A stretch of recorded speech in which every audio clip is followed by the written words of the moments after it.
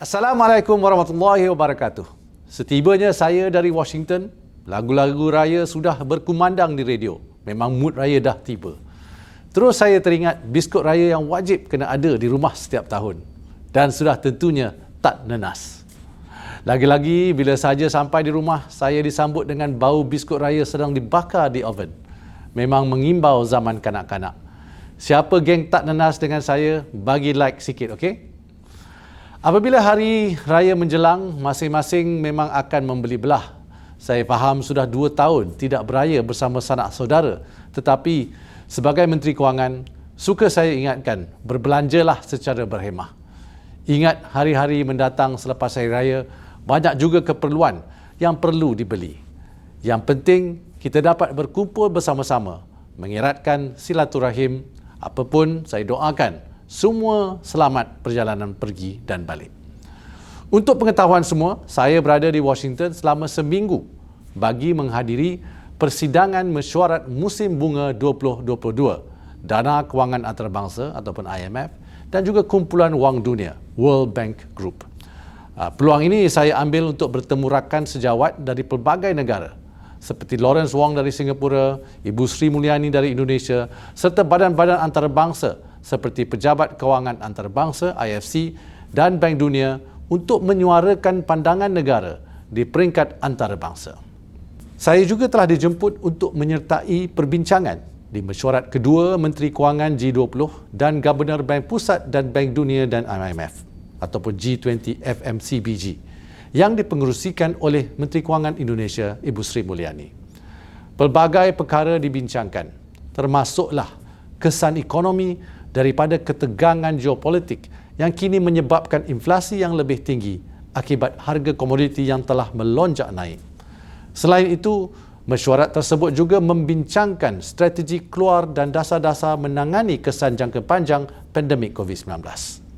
Selain itu, saya juga diamanahkan untuk mewakili Brunei, Fiji, Indonesia, Laos, Myanmar, Nepal, Singapura, Thailand, Tonga dan Vietnam dalam sesi perbincangan mesyuarat jawatankuasa Menteri Kewangan yang ke-105.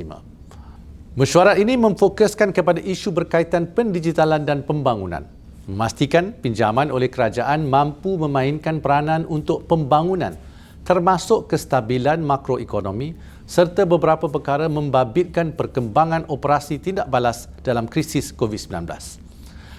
Salah satu perkara yang dibincangkan semasa saya berada di Washington ialah subsidi bahan api dan cabaran mengawal inflasi. Bagi Malaysia, dasar kawalan harga yang dikenakan oleh kerajaan serta subsidi yang diperuntukkan untuk petroleum RON 95 dan pelbagai barangan makanan akan melindungi rakyat daripada sebarang implikasi tekanan inflasi.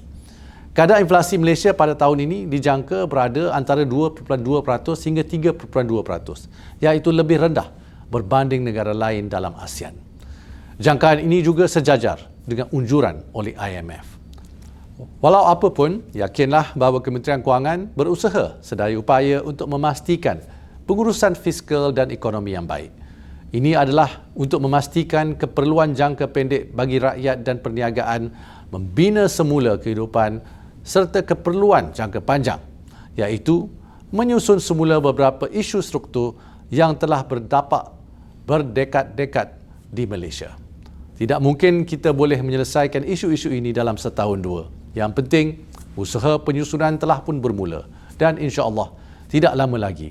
Salah satu langkah ialah melalui angkutan tanggungjawab fiskal yang bakal dibawa ke Parlimen pada sesi persidangan yang akan datang.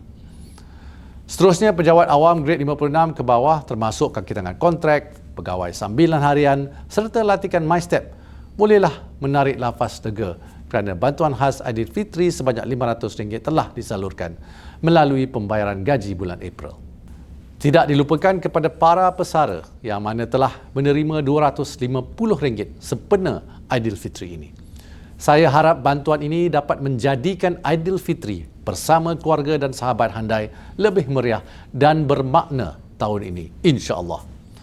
Dengan semangat keluarga Malaysia dan bersempena Aidilfitri, kerajaan akan memberikan tol percuma dan diskaun tol bermula pada pukul 12.30 malam pada 30 April 2022 sehingga 11.59 malam pada 1 Mei 2022 kepada semua kelas kenderaan di lebuh raya milik Kumpulan PLAS Malaysia Berhad yang menghubungkan jaringan lebuh raya Utara Selatan dan Aneh Berhad yang menghubungkan Timur Barat Semenanjung Malaysia. Bukan itu sahaja, malahan buat pertama kalinya pemberian tol percuma di lebuh raya milik PLAS dan Aneh juga akan diberikan bagi tujuan untuk pulang semula ke kediaman masing-masing. Bermula 12.30 malam pada 7 hari bulan Mei hingga 11.59 malam pada 8 hari bulan Mei kepada semua kelas kenderaan.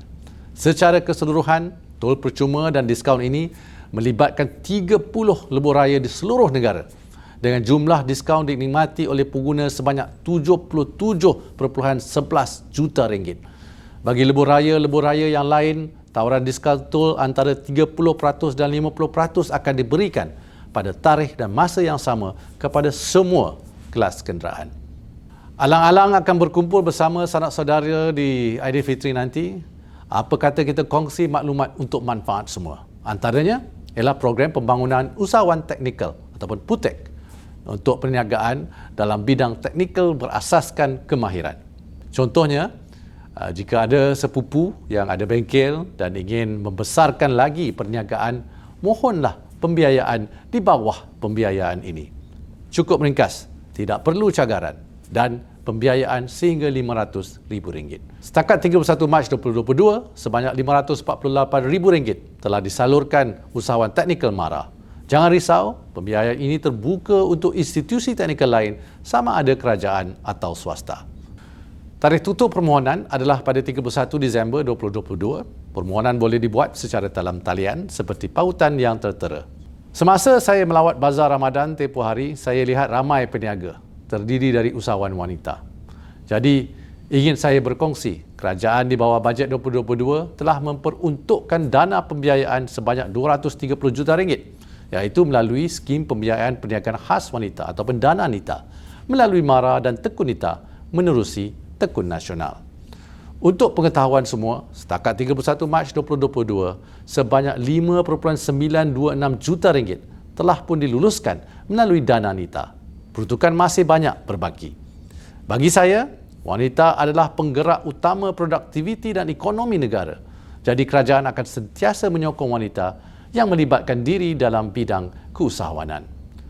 Memandangkan minggu ini adalah laporan kewangan terakhir sebelum kita menyambut Aidilfitri, saya ingin mengambil kesempatan ini bagi pihak Kementerian Kewangan untuk mengucapkan Selamat Hari Raya Aidilfitri, maaf zahir dan batin. Moga ibadah puasa kita diterimanya dan dipanjangkan umur untuk bersama-sama keluarga di Hari Raya. Kepada yang tidak menyambut Hari Raya Aidilfitri, saya ucapkan selamat bercuti. Kalau ada masa, pergilah berkunjung ke rumah rakan-rakan yang merayakan dengan semangat keluarga Malaysia. Jangan lupa, sentiasa mengamalkan SOP. Sehingga kita berjumpa lagi. Assalamualaikum warahmatullahi wabarakatuh.